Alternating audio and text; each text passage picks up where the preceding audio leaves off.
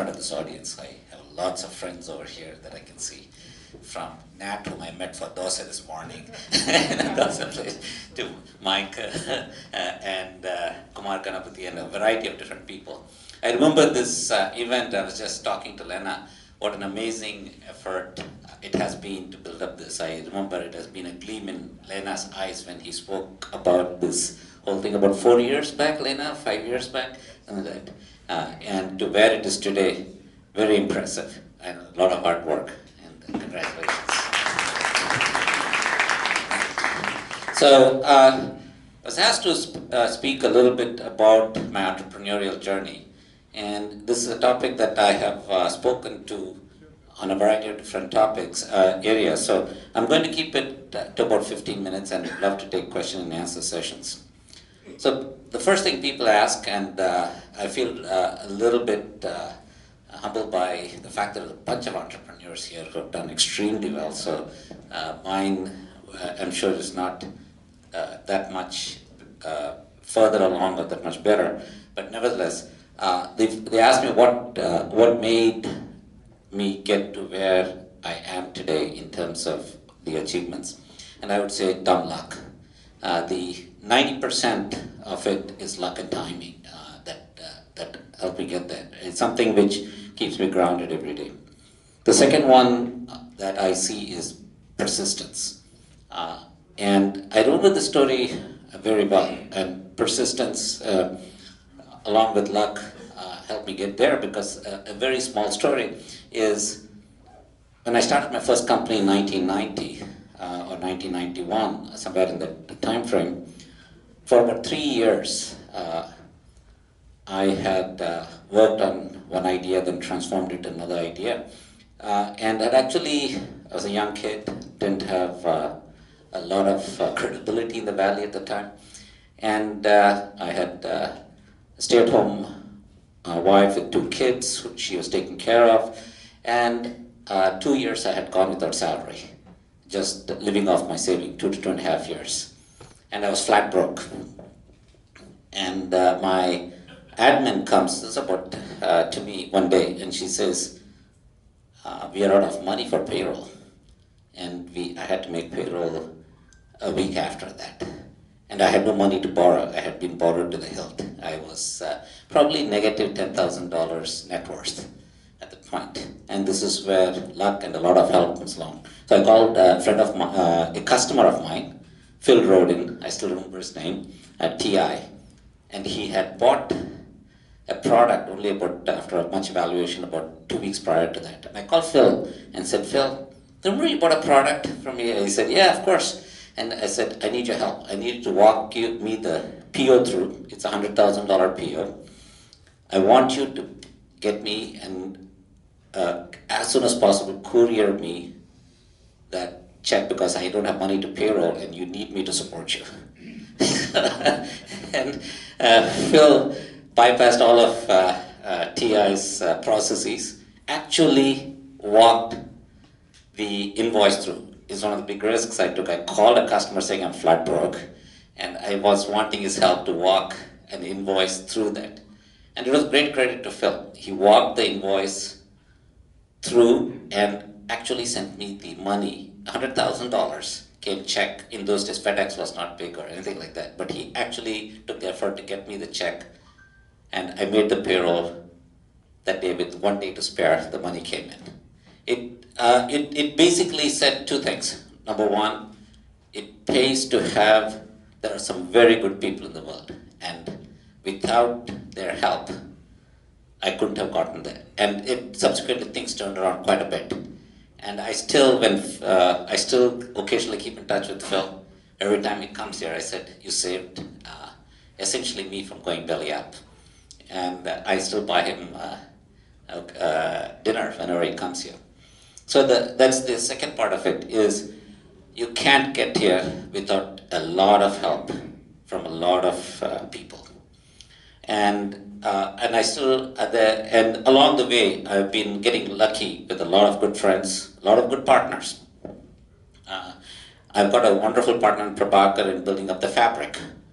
So I tell people he helps hide my incompetence. along the way. So having solid partners along the way helps enormously. And I've got a story, some of these serendipitous.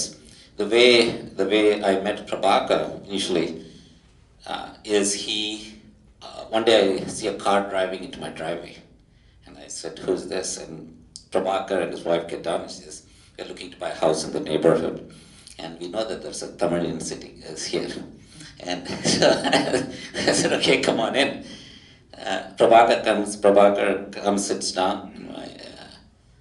and since there are a lot of Tamilians here, மாமியார் வந்துட்டு நாங்க ஊர்ல இருந்து.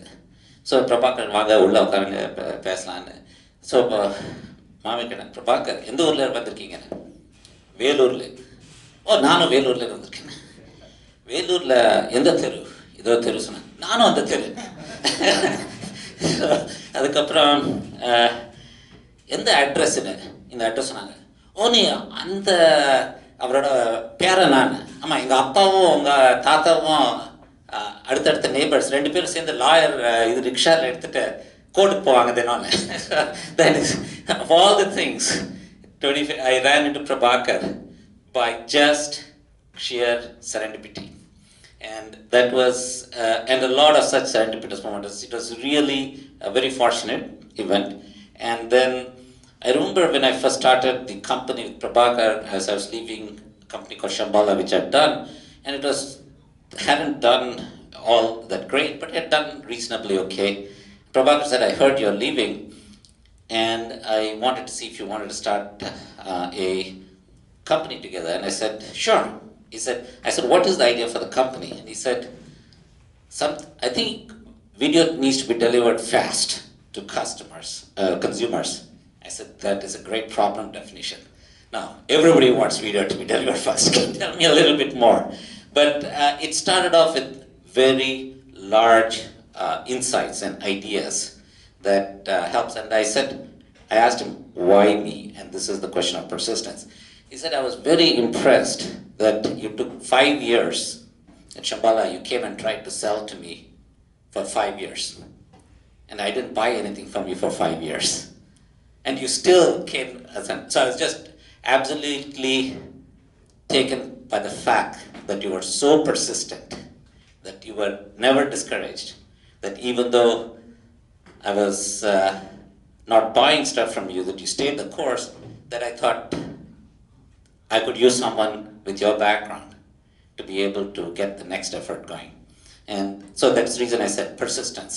Luck, number one, serendipity, luck, how you call that. Second one is persistence. And then the third thing I tell people is you got to have an inner calling. And inner calling to do something which is not in the traditional path. And I remember this Steve Jobs slogan which he had put on Apple buildings. He said, "Think different." It is one of the thing that I admire about having come here, which I would say is very different than in India, is thinking outside the box and thinking different. You get the space to think differently. And so I was, just like many of us, start off as a traditional R&D engineer. I was actually going to do a PhD in solid state physics. I'm glad I didn't do it. And of course, I'm sure my professor didn't want me to do it either. I'm happy that I realized it pretty early. But what was the thing that helped me is when I first started my job, I actually joined a company called Cirrus Logic. I ran into Suhas Patel very early on, a couple of companies. And before that, I was a company called ICS, where there's a person in Venkateshwaran who was one of my early bosses. About startups. What I found was an inspiration to do what I had always internally felt, what I call as my calling. I've been to a Catholic school, and I used to ask one of my fathers, I said, "Why did you become a priest?" And he said that was something that was always inside me, internal. It was an internal calling. And that's what I said, is consistently along the way, I found my internal calling was to do something different and something to be entrepreneurial. And so that's the reason I walked out of a very, very good paying job. And then having inspired of what I saw Suhas achieve, even Venki with ICS, which eventually got sold, and Suhas Patil achieve, and where I was at the ringside, watching a company which almost went belly up, and how well they repositioned the company, and the rest was history, that it became a graphics company, went IPO from being an EDA company. And I saw Suhas go through the transformation, and I worked very closely, even though I was just a junior engineer. The fact that I was in the same team helped me give a ringside view as to how to build a startup. And that was quite inspirational. Just being around Suhas, Mike Hackworth, Ravindra, and Kamran Elahian at Cirrus Logic, all of that was the other part of it, is just observing how beautifully Mike Hackworth positioned and marketed the company. And how they took a technology which was supposed to be an EDA technology and positioned it for something else, and being able to break out was quite impressive. And that essentially got me to where I decided to do my own startup. And in that startup journey, as a luck and serendipity, I once ran into a person named Tappy Thomas. Tappy, for those who don't know, was the founder of a company called NextGen, which Atik Raza became CEO later. But actually, Tappy was the sole founder of NextGen, which most people don't. And he was the chairman when it got bought by AMD for $1 billion. I ran into Tappy quite by accident. Raj Singh, who's also a very successful entrepreneur, introduced Tappy to me once. And I had started my first company with a partner of mine, which was not going very well. Tappy came and talked to us. My partner was extremely smart guy. Even today, I have a very good relationship with him. The company was not working out with him. But more importantly, we were all young guys. We're young, almost I look at that avatar at that time in young kids at the point in time. And Tappy came and talked to us, and as he left, he said, Rajan, there's one thing. I know that you will be leaving the startup and do something else. I don't want to help you in this. But when you decide to do your next one, call me. And if you need help. So just as he mentioned, I left that to start my second company. The first company was not working out. And I called Thampi. Thampi said, if you're calling me for money, don't come.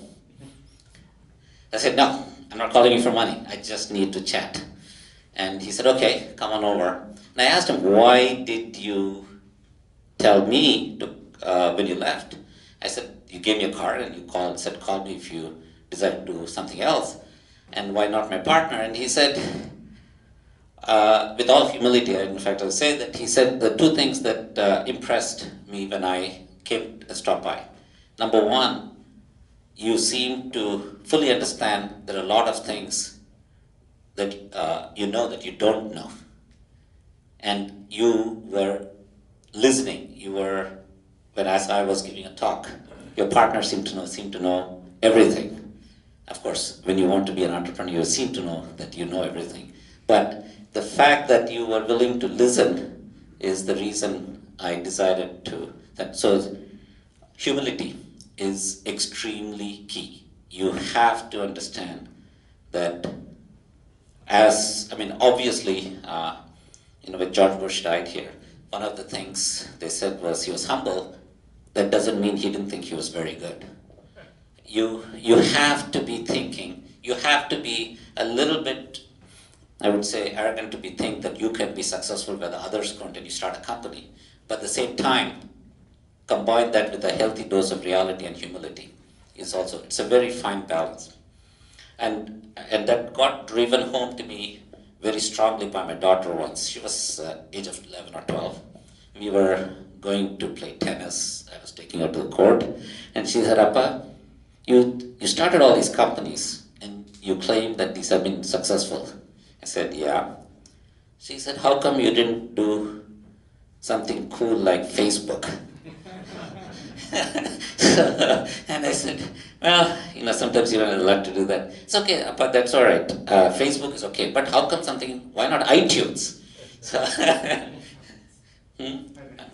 so I said, so Srinidhi basically drove home the fact that I could be considered as a reasonable, okay, successful entrepreneur, but in her eyes, I didn't do something cool like Facebook or iTunes.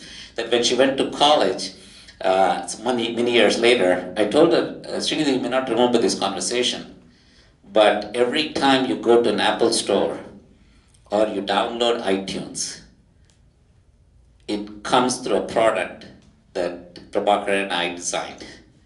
And so every time, so you may not think I did pretty cool things like iTunes and Facebook, but you still consume iTunes and Facebook through a product that we designed. So I would say, in conclusion, as we go through this, and I'm happy to take question. If you ask me, somebody asked me what was your moral compass as you developed your companies. I said the first thing is to be very cognizant that luck plays an enormous role beyond imagination.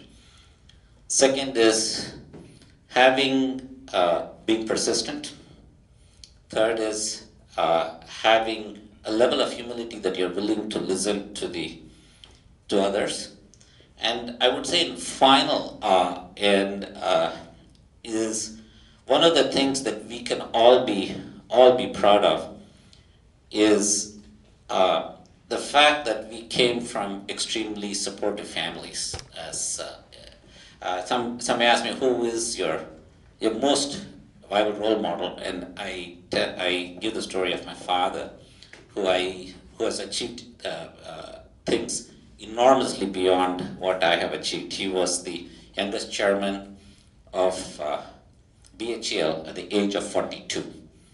And this coming from a man who grew up in a very tiny village in Tirunelveli, where today we support a lot of schools because it's the roots from where our family came from 600 years.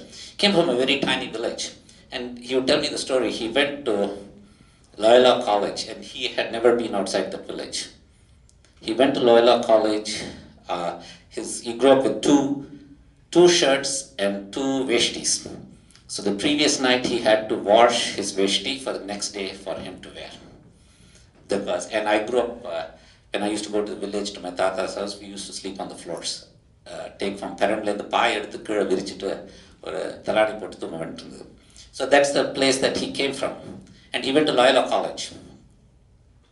And first time he sat there, this was pre-independence days, so the server came and asked him what he wanted. He said, சாதம் போடுப்பா.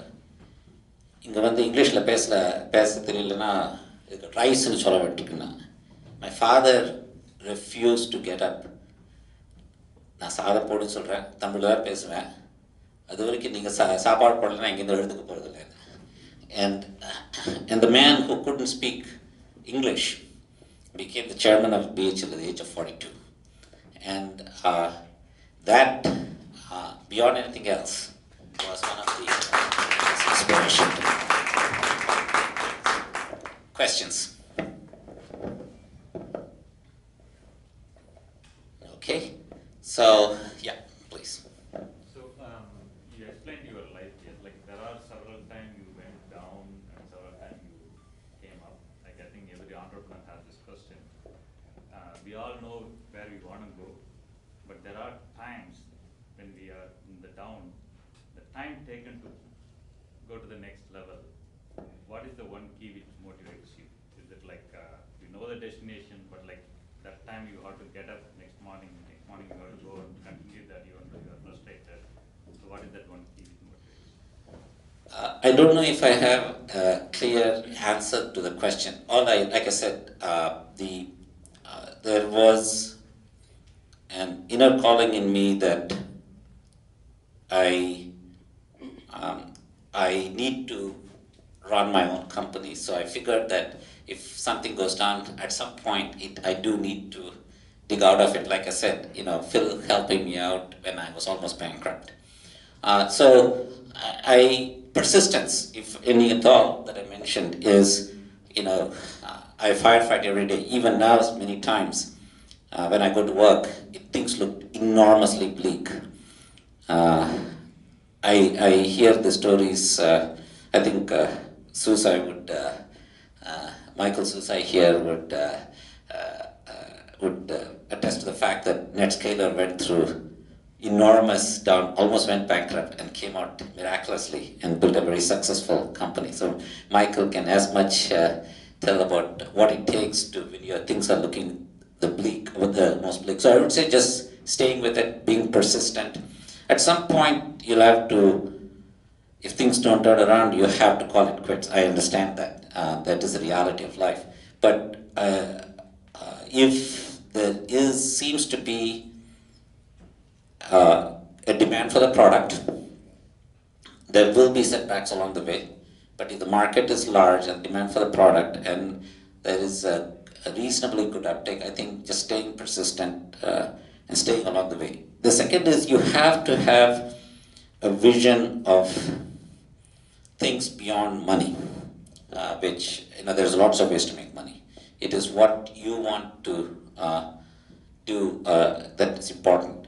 When I first started my company, I actually opened an operation in Chennai in 1990.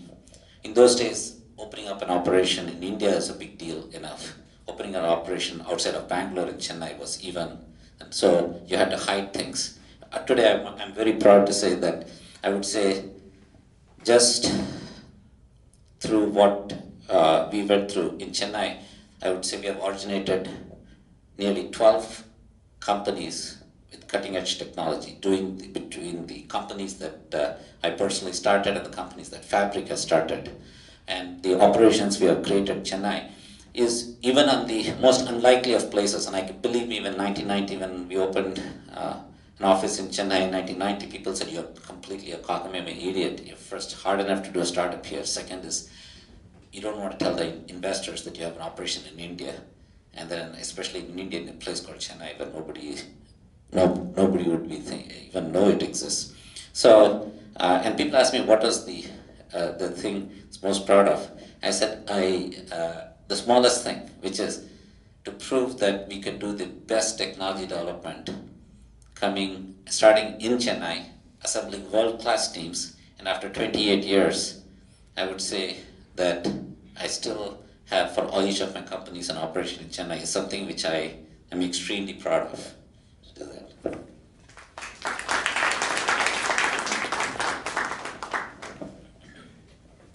So, my name is Rajan. Thank you for the speech. Question is, you said in the first company it didn't go too well, and I'm sure you would have put a lot of effort in the first company and idea and stuff. At what point do you know to pull the plug out, right? That's kind of like a very hard part for people to put in too much effort, and then you say it's not working out, maybe you have to get out of that idea. How do you know this is the right time for, or what is that thing that you look for to make sure it's going well versus pull the plug out? I don't know the answer to that. I just have a gut feel. It is the same thing as ask, why do you think that is your calling to be an entrepreneur? Something inside me. I come from probably, I don't know the answer when it is to quit, but I knew in me when it was time to quit, that it was not working out. But I have to be, the one thing I have to be very cognizant about is when you start a company and you take money from investors,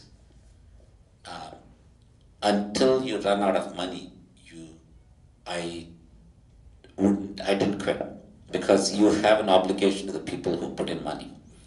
Beyond anything else, as a founder, you have taken money from people, you have got to give it all to make sure that you have a way to, it is, you can say it's business, but I call it's a moral obligation, is that you have to do the very, very best. The first time I quit, I just didn't walk out. It became, first, we had bootstrapped the company, so luckily it was all my money which I was flushing down the drain. I didn't have to worry, other than explaining to my wife why we are broke and I'm walking out and starting another company. And she calls it serial masochism, is what she calls it. But at some point, if you're taking investors, you run out of money, and you know that's about the time to quit. Other than times when if you bootstrap yourself, you have to look at yourself. For the first time, I had to look at it and say, this is not working. But along the way, I developed a different idea, and that's the reason I said I called Thampi along the way to do that. But I would say one thing, in all of these, besides the fact that I had a fantastic role model in my father and the amount that he achieved, people ask me, it's my father. I made probably more money than my father, but in terms of scale of achievement, what he achieved, I'm probably 10% of what he did. And so it's money that, I tell people it's not money that matters at all. I've grown up sleeping on the floor in a 2-room house to where we are today. We are extremely, extremely fortunate. I mean, stunningly fortunate. So it is not money that should be driving, it is your vision. At some point you'll have a feel that vision is not going to be a reality. Yeah. So, how early in your journey did you identify a mentor, and how beneficial or fruitful was that relationship? And I would say that if the only smart thing that I have done in my life is knowing that, as in, people say you need a guru all your life. But gurus can change along the way. Early part, as I keep mentioning, is my father, who was an inspiration that taught me the heights that can be achieved. The second is my professor with Clarkson University in Potsdam. Today I'm on the board of trustees of Potsdam because I feel like I need to give back to what helped me establish. So I came here, I had no research scholarship, I was no money, even though my father was doing extremely well as an executive. He was in a government job at the end of the day as chairman. He had no money. And the professor in Clarkson University, when I met him and I talked to him, he said, I will take you in as a research assistant, give me assistantship. That actually turned my life around quite a bit. In college, I used to be, I would say, like some people, I partied and I was just happy to have graduated from college. So to come and then get to Clarkson and at the end of the day get a scholarship. Nat knows a good roommate of mine, Shankar. And Shankar, my roommate, actually introduced me to Professor Domingos, and it was the most serendipitous intro. So right there, when Domingos mentored me through, I knew that having someone to guide helped a lot. And that's the reason Thampi, I mean, there are a few different people along the way. I have a lot of IOUs too. Thampi is one of them. Hank Domingos put my life on a proper track from an irresponsible partying kid to where I needed to get serious. All of that along the way. So I would say very early on, it helps a lot. You of course have to find someone you instinctively, emotionally bond with. You trust quite a lot. And even today, Thampi jokes when I give a speech, I say, Thampi, you helped that. He says, Rajan, don't give my obituary too soon, I'm still alive. So I say very early on, I would say, I knew that I needed someone to help me to find out what I didn't know. So folks, he's going to be around. We have to move on. Sorry. Okay, thanks for